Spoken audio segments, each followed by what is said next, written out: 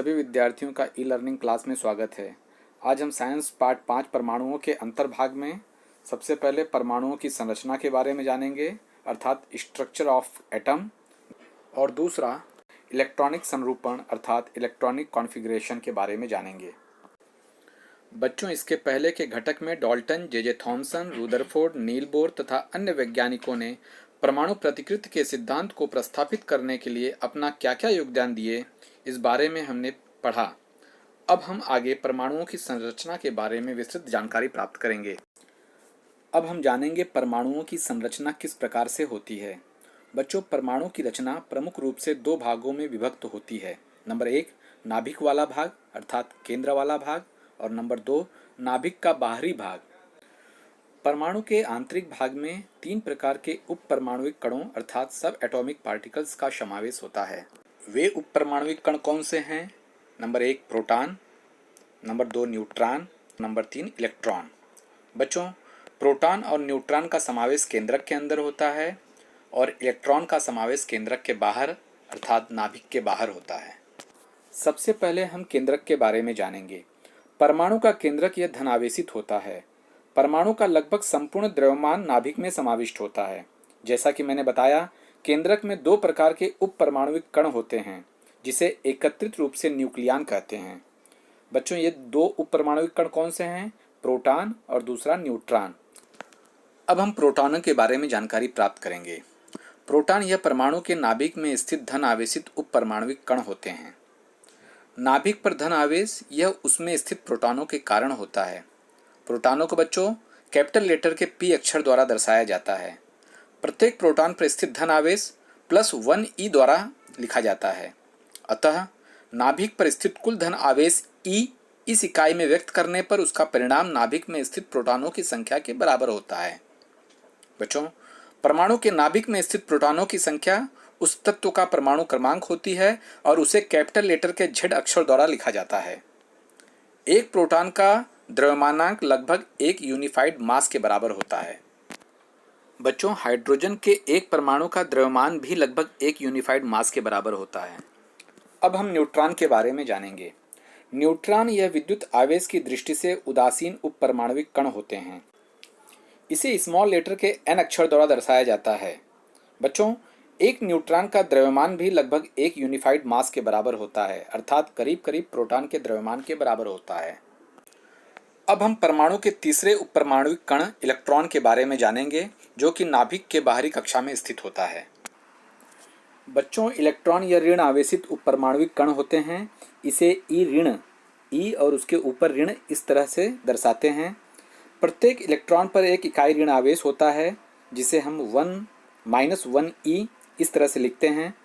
Electron का द्रव्यमान hydrogen परमाणु के द्रव्यमान से 1800 गुना कम होता है। इसीलिए इलेक्ट्रॉन का द्रव्यमान नगण्य माना जाता है।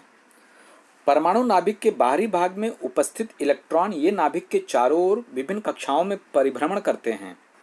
भ्रमण कक्षा को हम कवच कहते हैं, अर्थात अंग्रेजी में इसे सेल कहते हैं। बच्चों, इलेक्ट्रॉन की ऊर्जा वह इलेक्ट्रॉन जिस कवच में होता है उस पर निर्भर करती है। बच्चों, परमाणुओं में उपस्थित इलेक्ट्रॉनों की संख्या यह उसके केंद्रक में स्थित प्रोटॉनों की संख्या के बराबर होती है, जिस कारण से विद्युत आवेशों का संतुलन हो जाता है। इसीलिए परमाणु विद्युतीय दृष्टि से उदासीन होते हैं। अब हम जानेंगे परमाणु क्रमांक अर्थात एटॉमिक नंबर तथा परमाणु द्रव्यमानांक अर्थात एटॉमिक मास नंबर क्या होता है और इसे चिन्ह रूप में कैसे दर्शाते हैं। बच्चों, इलेक्ट्रॉन का द्रव्यमान नगण्य होने के कारण परमाणु का द्रव्यमान मुख्यतः उसके नाभिक में स्थित प्रोटॉन और न्यूट्रॉन के कारण होता है।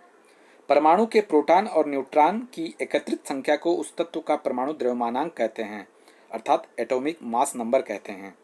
परमाणु द्रव्यमानांक इंग्लिश के कैपिटल लेटर A इस अक्षर द्वारा दर्शाते हैं। बच्चों, परमाणु क्रमांक और परमाणु द्रव्यमानांक को संकेत रूप में हम A संकेत Z के रूप में दर्शाते हैं। यहाँ पर संकेत किसी तत्व का परमाणु होता है। एग्जाम्पल के रूप में यदि कार्बन का परमाणु क्रमांक तथा परमाणु द्रव्यमानांक दिखाना हो तो उसे हम 12C6 इस रूप में लिखते हैं। यहाँ C कार्बन का रासायनिक संकेत है, 6 यह परमाणु क्रमांक अर्थात प्रोटॉनों की संख्या है तथा 12 यह उसका परमाणु द्रव्यमानांक है।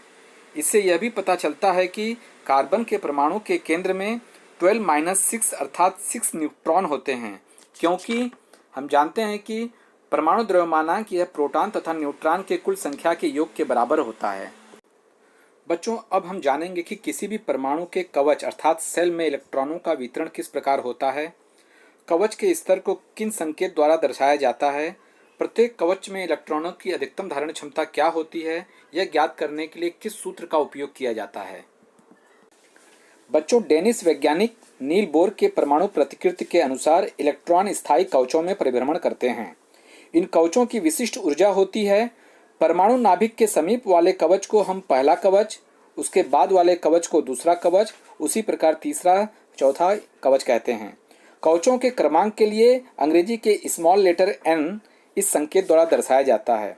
n के स्थान पर यहाँ कवचों की संख्या होती है 1, 2, 3, 4 इस प्रकार, और पहले कवच को अंग्रेजी के कैपिटल लेटर K, दूसरे को L, M, N, O इस प्रकार के संकेत द्वारा दर्शाया जाता है। और प्रत्येक कवच में कितने इलेक्ट्रॉन होते हैं इसे दर्शाने के लिए 2n² इस सूत्र का प्रयोग करते हैं। यहाँ पर n का मान बढ़ने पर उस कवच के इलेक्ट्रॉनों की ऊर्जा बढ़ती है। यहाँ पर इस तालिका द्वारा हम समझेंगे कि कवचों के इलेक्ट्रॉन की धारण क्षमता कितनी होती है। आपके स्क्रीन पर यह दिखाई दे रहा है। इस प्रकार से आप लोग कवचों की इलेक्ट्रॉनिक संख्या ज्ञात कर सकते हैं। सूत्रों का प्रयोग कर हमें यह ज्ञात होता है कि K कवच में 2 इलेक्ट्रॉन्स, L कवच में 8 इलेक्ट्रॉन्स, M कवच में 18 इलेक्ट्रॉन्स और N कवच में 32 इलेक्ट्रॉन्स की अधिकतम संख्या होती है। अब हम जानेंगे कि तत्वों का इलेक्ट्रॉनिक समरूपण क्या होता है। बच्चों, हमने देखा कि K, L, M, N इन कवचों में क्रमशः अधिक से अधिक 2, 8, 18, 32 इलेक्ट्रॉन समा सकते हैं। यही कवचों की महत्तम धारकता है।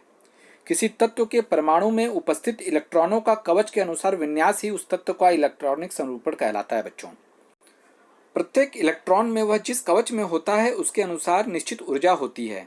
पहले कवच अर्थात K कवच में इलेक्ट्रॉनों की ऊर्जा सबसे कम होती है।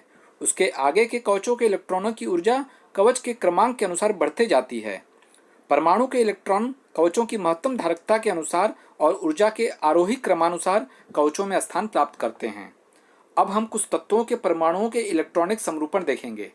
यहाँ पर तालिका दी गई है और यहाँ पर परमाणुओं का वितरण कवचों के अनुसार किस प्रकार किया जाता है इसे हम देखेंगे। आपके स्क्रीन पर दिखाया गया है, आप इसे अच्छी तरह से देखेंगे और यहाँ समझेंगे। सबसे पहला हाइड्रोजन यहाँ दिया गया है जिसका संकेत है H। उसमें परमाणु में उपस्थित इलेक्ट्रॉन की संख्या 1 होती है, अर्थात यह पहले K कवच में 1 इलेक्ट्रॉन्स आ जाते हैं। यहाँ पर देखेंगे हीलियम जिसकी इलेक्ट्रॉनों की संख्या 2 होती है और यह K कवच में ही दोनों इलेक्ट्रॉन्स आ जाते हैं। जबकि लिथियम में इलेक्ट्रॉनों की संख्या कुल 3 होती है। इसमें पहले के K कवच में जो अधिकतम धारकता 2 की होती है, इसीलिए यहाँ पर 2 हैं। उसके बाद के कवच में 1 इलेक्ट्रॉन्स जाते हैं, अर्थात L कवच में 1 इलेक्ट्रॉन्स होते हैं और इसको इलेक्ट्रॉनिक समरूपण में कॉमा के रूप में दर्शाया जाता है। उसी प्रकार हम सोडियम तत्व के बारे में देखेंगे।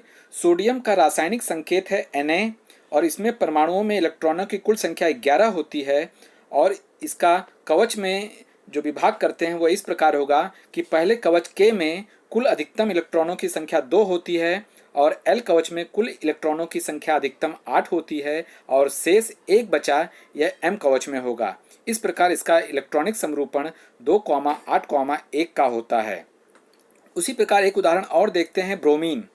ब्रोमीन को रासायनिक संकेत Br द्वारा दर्शाया जाता है। इसके परमाणुओं में उपस्थित इलेक्ट्रॉनों की संख्या 35 होती है और इसको कवच में इसका इलेक्ट्रॉनों का वितरण इस प्रकार होगा। K कवच में अधिकतम संख्या 2, L कवच में अधिकतम संख्या 8, M कवच में अधिकतम इलेक्ट्रॉनिक संख्या 18 और शेष बचा N कवच में इलेक्ट्रॉनों की कुल संख्या 7 होगी।